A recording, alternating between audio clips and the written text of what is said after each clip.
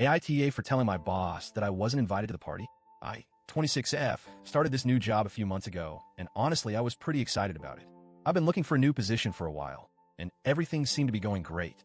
The people seemed nice, the work was interesting, and I felt like I was finally getting my footing. But as time went on, I began to realize that things weren't as simple as they seemed. One of my colleagues, Marie, who I hadn't really spoken to much, but was friendly with in passing, was getting married in the next couple of months. I overheard a lot of conversations around the office about her wedding, and it seemed like the entire office was going. I didn't think anything of it at first. After all, I'm new here, and I completely understand that people don't just invite everyone to weddings, especially when they haven't had a chance to build a relationship with someone. I never expected an invite. Weddings are a big deal, they're planned in advance, and Marie and I hadn't even been working together for that long.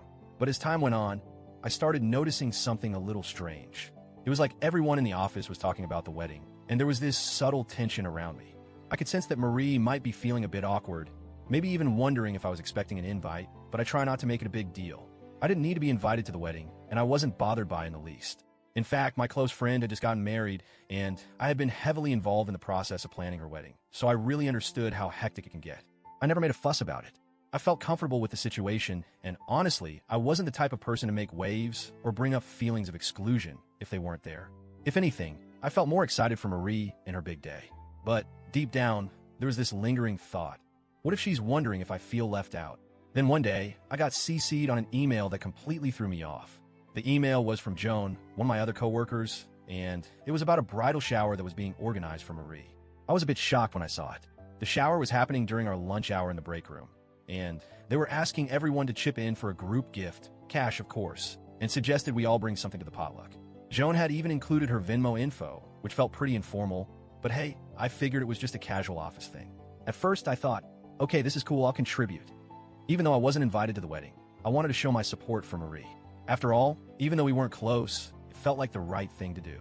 So, I sent over $20 via Venmo and replied to the email saying I would bring lasagna. No big deal. I didn't think anything more of it. But then things took a strange turn. A couple of hours later, Joan came to my desk. She had this kind of awkward expression on her face, and I could immediately tell something was off. She didn't sit down, just kind of hovered at my desk, looking uncomfortable. She said, "Hey, I just wanted to let you know that you don't need to contribute to the shower." I was a little thrown off. I mean, why had she even asked for contributions in the first place if I wasn't supposed to participate? But I stayed calm and tried to be polite. "I don't mind contributing, though," I said. "I still want to give Marie something, even though I'm not invited to the wedding."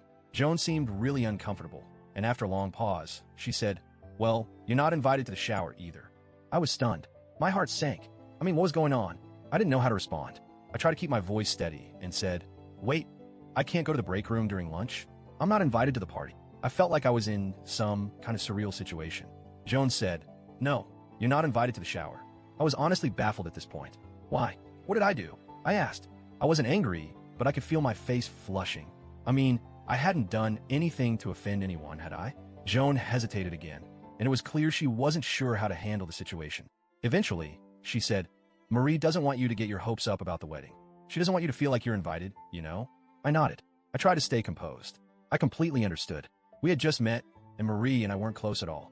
I wasn't mad or upset. I really wasn't, but it did sting a little.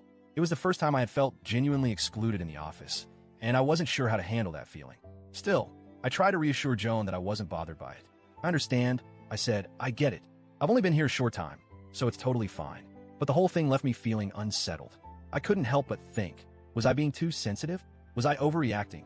But then I realized it wasn't even about me being upset about not being invited to the wedding. It was about being left out of something that was happening within the office. People were all gathering together, and I was just going to be left out. It felt wrong. The day of the shower, I sat at my desk alone while everyone else went to the break room to celebrate. I had no idea what to do with myself.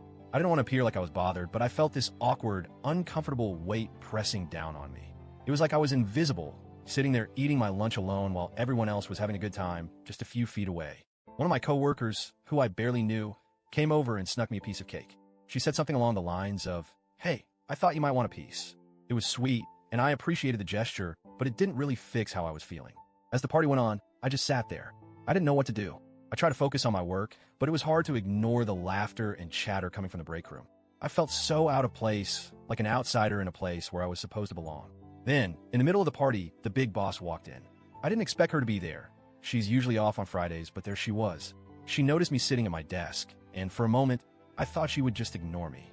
But instead, she walked up to me and asked, "Why aren't you at the party?" I wasn't sure how to respond. I'd been trying to keep it together, not wanting to make a scene, but at that moment, I couldn't hide how I felt anymore. I told her I wasn't invited. She looked at me with a mixture of surprise and concern. "What do you mean? You're not invited?" I nodded. "No, I'm not. I wasn't invited to the shower. I wasn't invited to the wedding." The big boss seemed to be genuinely taken aback. She didn't say anything for a moment, but her face seemed to harden. "I'll look into this," she said and walked away. Later that day, I found out that the big boss had sent an email banning office parties during work hours. It was clear that she wasn't happy with how things were handled. I didn't think anything more of it, but then things started to change. Joan and Marie realized that I was the one who told the big boss what had happened. Suddenly, I felt like the target. They both started avoiding me in the office, and some of my other coworkers started acting cold toward me too. I felt like I had done something wrong, like I had somehow ruined the fun for everyone else. But at the same time, I couldn't help but feel like I had just been honest about a situation that had hurt me. Some of my friends, when I told them about what had happened, said that I was in the wrong. They told me I should have just lied to the big boss and said I was too busy with work to attend the party. They said I should have kept quiet and let everyone else enjoy their time together. But I couldn't bring myself to do that. The situation just didn't sit right with me. I felt like I'd been left out for no good reason, and that wasn't something I could just ignore. So now I'm left wondering, AITA for telling my boss the truth about not being invited to the shower? Should I have lied and kept things to myself? Or did I have every right to speak up?